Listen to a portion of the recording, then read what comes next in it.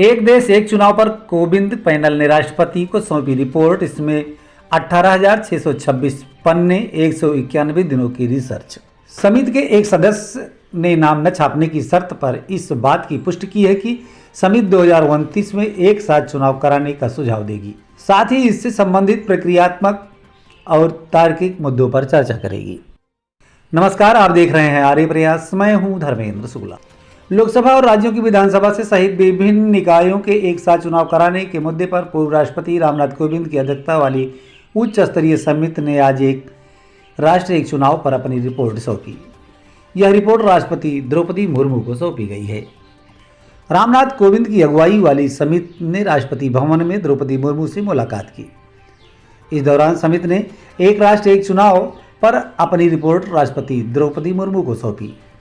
Report 18,626 पन्नों की है। इसमें पिछले 191 दिनों के हितधारकों, विशेषज्ञों, अनुसंधान कार्य के साथ व्यापक परामर्श का नतीजा शामिल है। समिति ने कहा है कि पहले चरण में लोकसभा और विधानसभाओं के चुनाव एक साथ कराए जा सकते हैं, जिसके बाद 100 दिन के अंदर दूसरे चरण में स्थानीय निकायों के चुनाव कराए जा सकते हैं। इन लोगों ने किया दावा। इससे पहले समिति ने एक सदस्य के नाम न छापने की शर्त पर इस बात की पुष्टि की थी कि समिति 2029 में एक साथ चुनाव कराने का सुझाव देगी। साथ ही इससे संबंधित प्रक्रियात्मक और तार्किक मुद्दों पर चर्चा करेगी।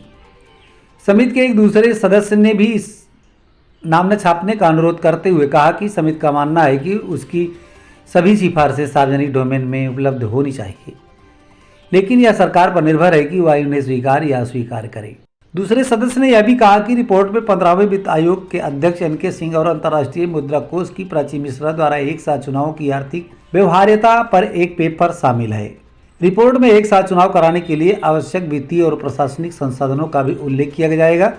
आयोग ने अपनी वेबसाइट के माध्यम से और पूर्व मुख्य चुनाव आयुक्तों सहित विभिन्न हितधारकों से प्राप्त फीडबैक पर विचार किया जाएगा। इसलिए बंद हुआ था एक साथ चुनाव कराना। एक मीडिया रिपोर्ट के अनुसार रिपोर्ट में 1951-52 और 1967 के बीच 3 चुनावों के डाटा का इस्तेमाल किया गया है। यहाँ यह तर्क दिया गया है कि एक पहले ही तरह अब भी एक साथ चुनाव कराना संभव है। बताया गया कि एक साथ चुनाव कराना तब बंद हो गया था जब कुछ राज्य सरकारें अपना कार्यकाल पूरा करने से पहले ही गिर गई थी या उन्हें बर्खास्त कर दिया गया था, जिससे नए सिरे से चुनाव कराने की आवश्यकता पड़ी। करीब 6 महीने पहले सौंपा गया था काम। एक देश एक चुनाव वाली कोविंद समिति देश में एक साथ चुनाव कराने के लिए संविधान के अंतिम 5 अनुच्छेदों में संशोधन की सिफारिश कर सकती है। प्रस्तावित रिपोर्ट लोकसभा, राज्यसभा, विधानसभा और स्थानीय निकाय चुनाव कराने के लिए एकल मतदाता सूची पर भी ध्यान केंद्रित करेगी। पिछले सितंबर में गठित समिति को मौजूदा संवैधानिक ढांचे को ध्यान में रखते हुए लोकसभा, राज्य विधानसभाओं, नगर पालिकाओं और पंचायतों के लिए एक साथ चुनाव कराने के लिए संभावनाएं तलाशने और सिफारिशें करने का काम सौंपा गया है। सरकारी अधिसूचना में कहा गया था कि समिति तुरंत काम करना शुरू करेगी और जल्द से जल्द सिफारिशें करेंगी, लेकिन रिपोर्ट जमा करने के लिए कोई समय सीमा निर्दिष्ट नहीं की गई थी।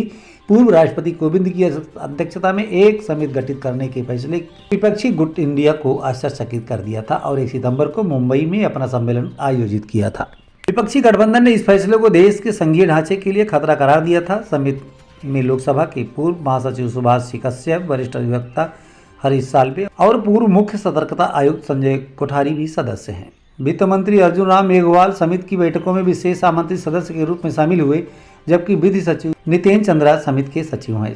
समिति संविधान, जनप्रतिनिधित्व कानून और किसी भी अन्य कानून और नियमों में विशिष्ट संशोधनों की जांच और सिफारिश करेगी, जिसमें एक साथ चुनाव कराने के उद्देश्य से संशोधन की आवश्यकता होगी।